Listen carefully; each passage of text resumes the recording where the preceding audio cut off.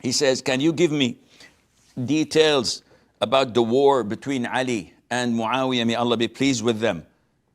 Because we hear a lot of things. Akhi, I wasn't there, so I cannot give you the details of what had happened between them.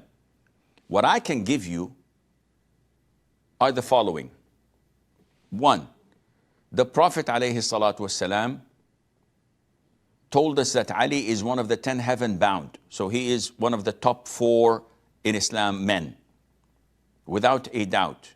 2, the Prophet told us ﷺ that there will come a time where 2 great factions of the Ummah would fight, and the wrong party would lead Ammar ibn Yasir to be killed.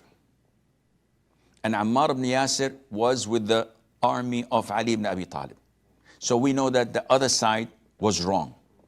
3, we know for certain that Muawiyah ibn Abi Sufyan, may Allah be pleased with him and with his father, was the brother-in-law of the Prophet ﷺ, meaning that the Prophet was married to his sister, Habibah, the mother of the believers, and that he was one of the scribes of the Wahy. So whenever the Prophet received revelation of the Qur'an, Muawiyah was ordered to come and write these verses, which is an honor that is not given to any Tom, Dick, or Harry. Fourthly, we believe that the companions are in Jannah, and that they are among those whom Allah had His pleasure be upon them. Allah is pleased with them and they're pleased with Allah Azza wa Jal. So it would be illogical for us to go and try to sort out what had happened and talk ill about one part or party and talk good about the other. They had a dispute, and whatever were the reasons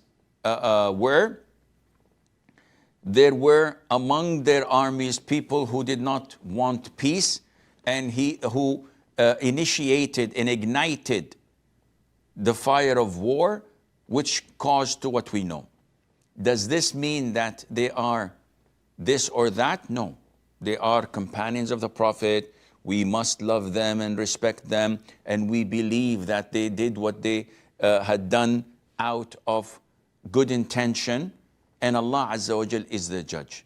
You need not go a further step after all of that, because anything else would lead you to speaking ill about one of the companions.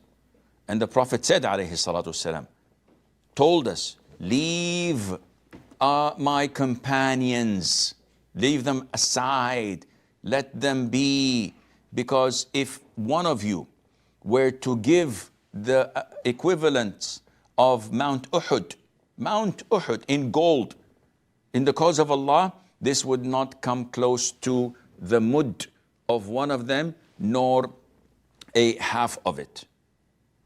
So if you spend the weight of Mount Uhud in gold, this would not come close to what one of them spends in the palms of his hand, or even in one palm of his hand.